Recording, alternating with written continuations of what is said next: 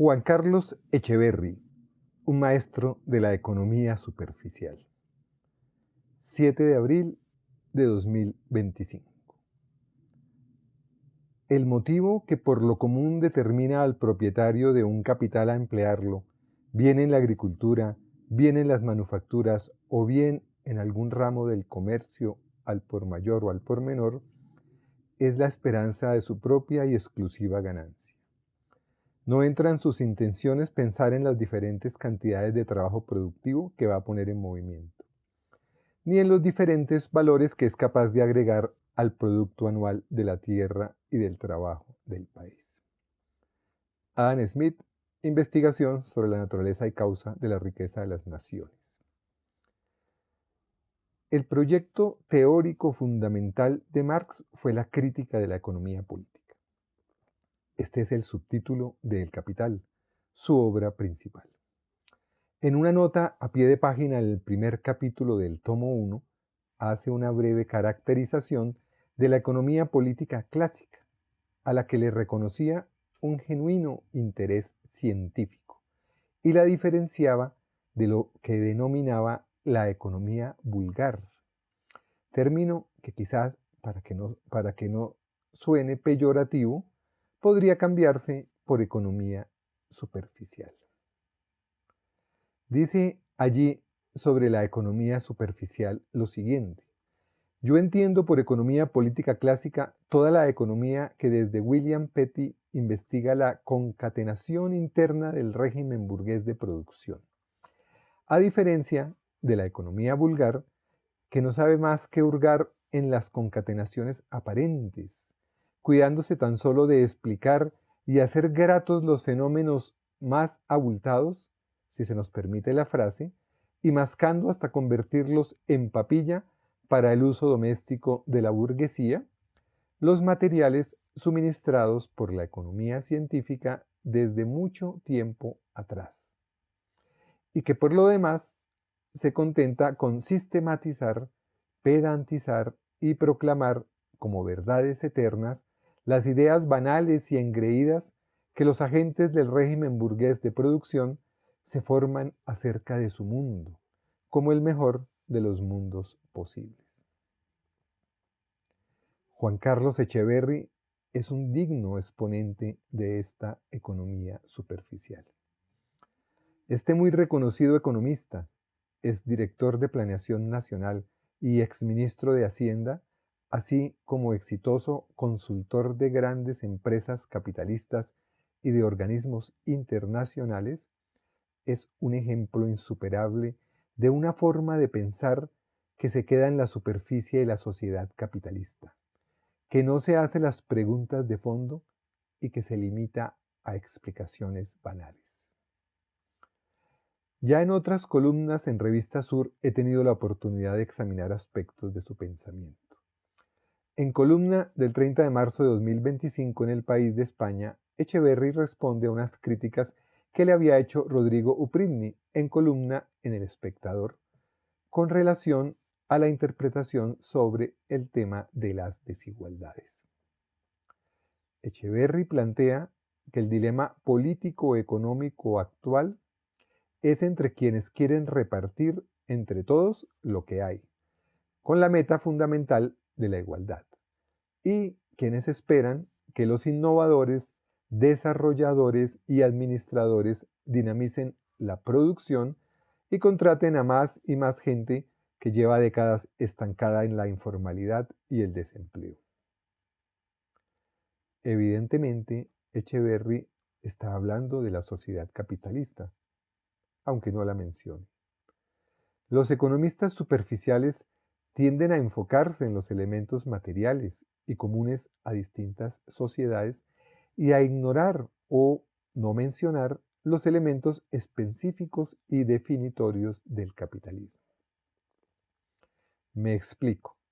Echeverry pone el énfasis en los innovadores, desarrolladores y administradores, es decir, en los aspectos productivos y organizativos, y no menciona explícitamente a los capitalistas, cuya esencia implica mucho más que estos elementos productivos y administrativos. Según la concepción de Echeverry, la finalidad de estos innovadores es promover la producción. Smith, como vimos, ya tenía claro en 1776 que esto no era así.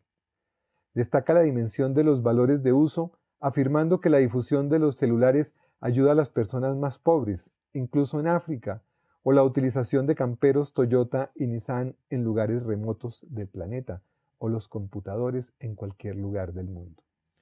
Pero Echeverry no destaca la razón por la cual se producen estos valores de uso. El valor de cambio, incrementado, es decir, la ganancia. Menciona con emoción que Jeff Bezos crea hoy 1,5 millones de empleos directos y nos recuerda que todos los trabajadores del planeta llevan adelante la vida gracias a esos millones de empresas que se mueven por el fin de lucro y que exploran sin límite el alcance de sus productos. Aquí menciona el lucro.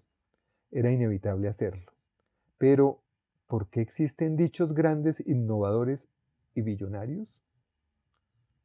Porque entregan, nos dice Echeverry, a sus clientes y consumidores algo que estos quieren y por lo que están dispuestos a pagar.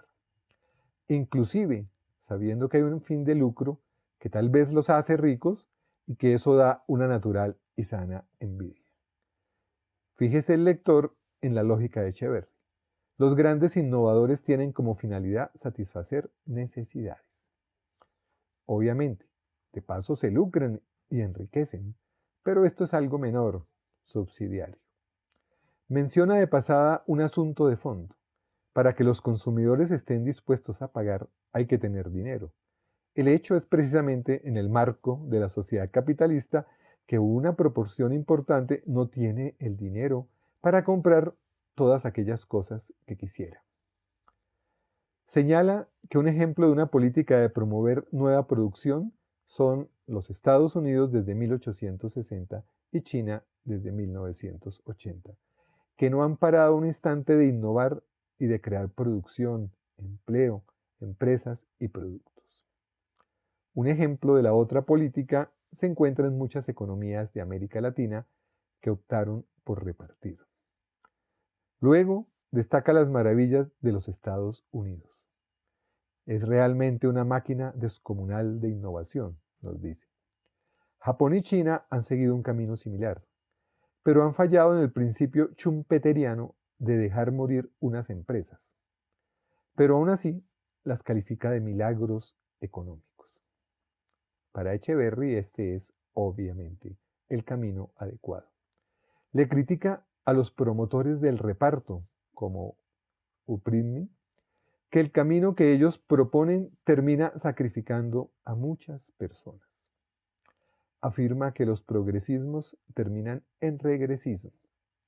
Los casos radicales más elocuentes son Cuba y Venezuela.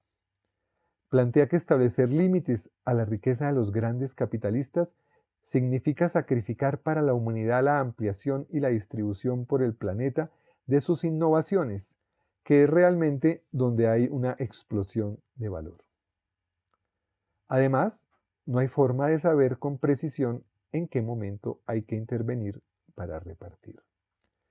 La moral de Echeverry es la moral del capitalista. Lo que es bueno para el capitalista es bueno para todo el mundo. Las empresas capitalistas se mueven por el afán de lucro, por la búsqueda de las mayores ganancias posibles. En esa búsqueda, muchas de ellas realizan innovaciones, desarrollan nuevos productos, crean nuevas tecnologías, etc. Pero lo fundamental es el lucro. Ninguna de esas grandes empresas le entrega sus productos caritativamente a los consumidores que no tienen el dinero para comprarlas, a pesar de que las necesiten. Para obtener las ganancias, los capitalistas dirigen la producción, la organizan, innovan, etc.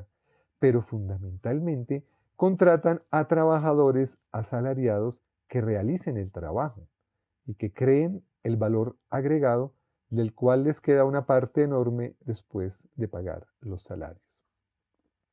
Los capitalistas no contratan a los asalariados por amor a la humanidad o por el deseo de mejorar sus condiciones de vida. Si este fuera su motivo esencial, ¿por qué no reparte Jeff Bezos su fortuna con sus trabajadores, pagando mejores sueldos y contentándose él con una parte suficiente para vivir cómodamente? Echeverry sabe todo esto, pero prefiere ocultarlo o no destacarlo.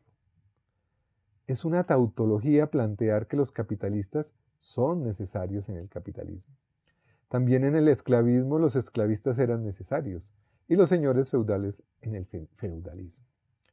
Un economista serio, interesado en conocer la verdad, en mirar por debajo de la superficie, se preguntaría ¿por qué razón existen estas dos grandes clases en nuestra sociedad? ¿Por qué la gran mayoría se ve obligada a venderse a los patronos?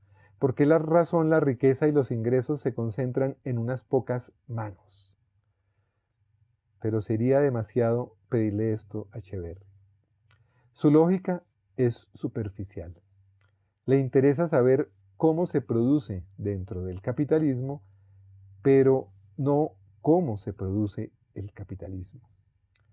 Desde una cierta óptica puede tratarse de una limitación de su campo teórico que no le permite ver mucho más allá de su bolsillo. Pero cabe otra posibilidad, que también esboza Marx, que se trate de una intención apologética. ¿Cuál de las dos opciones aplica a Echeverry? ¿O será que aplican las dos?